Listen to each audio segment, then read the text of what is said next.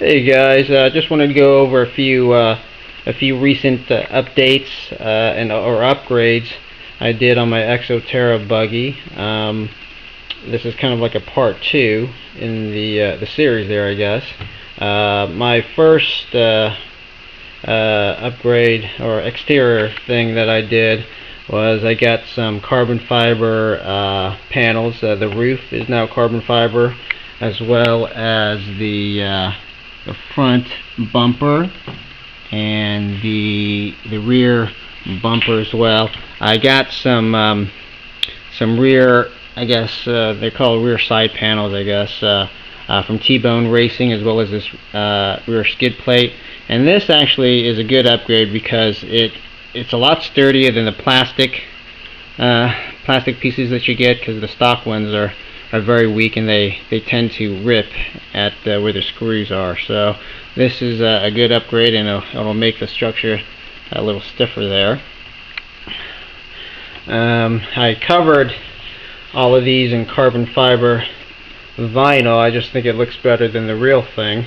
And the other type of upgrade I did was to the roof mounts for the headlights.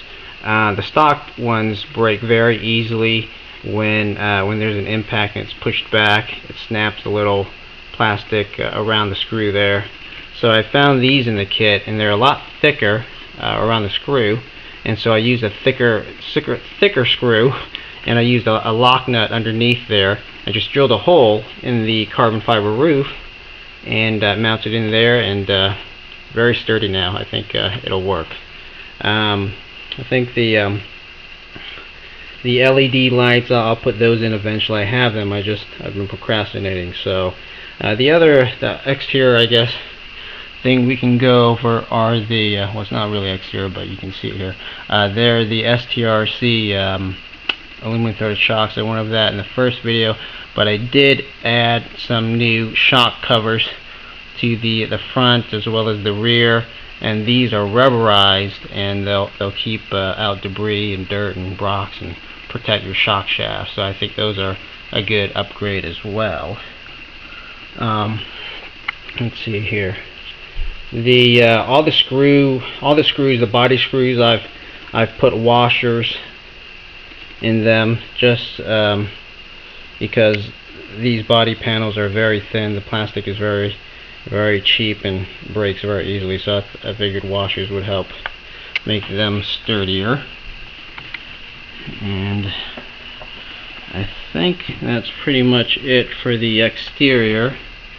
I think it looks good. I painted it instead of black. I wanted the carbon fiber to pop, so I painted it a contrasting color, and that's called Inca Gold by Paxtra, and I think it turned out pretty well. I like the way it looks now. So let's take a look at the interior of this kit, and you just take that off. And let's see here. First thing is the motor. That's a Team Orion Vortex 8 brushless motor. It's a pretty long motor, barely fits in there, but it is an 8th scale brushless motor for buggies. So I've got that paired up to a Team Orion Vortex R8 130 amp ESC now. I replaced the ZD Racing one with this, and it's actually made for that, I think, and it works pretty well. And the battery, just a basic 4S battery by Turnigy. I think I'll probably upgrade eventually to a higher discharge rate. I think this is only 20C. It's 5,000 milliamp 4S.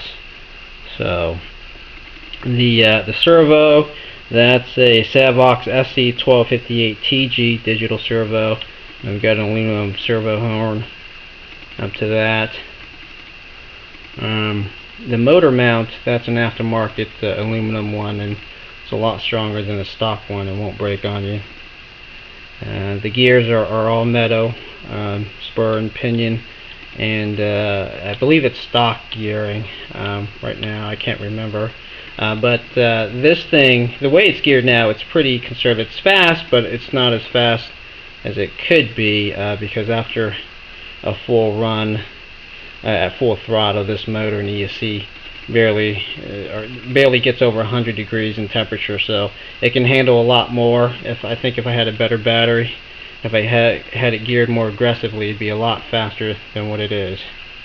Another upgrade that I think is good are these aluminum front shock tower mounts.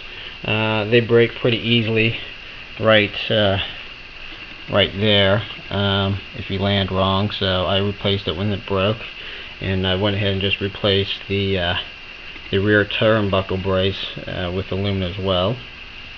And keeping with that orange theme, the rear and the front sway bars, they kind of have that orange aluminum look to it. A very important upgrade, I think, is definitely necessary, is the front toe blocks.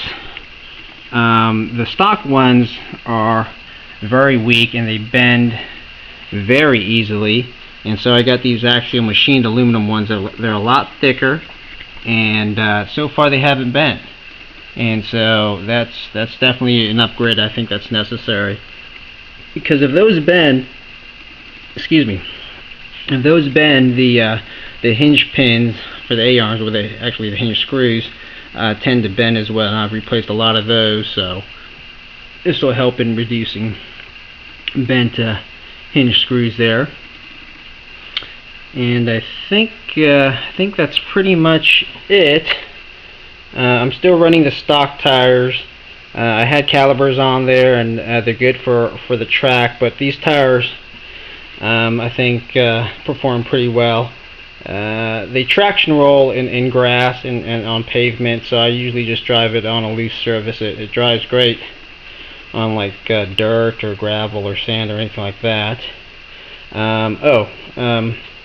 The rear turnbuckles, actually, and the front as well, they're very weak and they tend to break. So when the ones back here broke, I replaced it with some stock, I think Jada ones, and it's a lot beefier and a lot thicker, and it's held up pretty well. I haven't had to replace any ones up front, but I'm sure when and if they break, I'll probably replace it with some thicker ones. I don't know if I went through this on the first video, but I do have STRC front steering knuckles and caster blocks as well. There you go. Let's see here, what else? The radio, it's just an HPI 2.4 radio. So I think that's pretty much it. If you have any questions or comments, go ahead and leave them if you'd like. If not, don't worry about it. But I think I'm finished for now, and I'll try to get some new running video of this pretty soon. So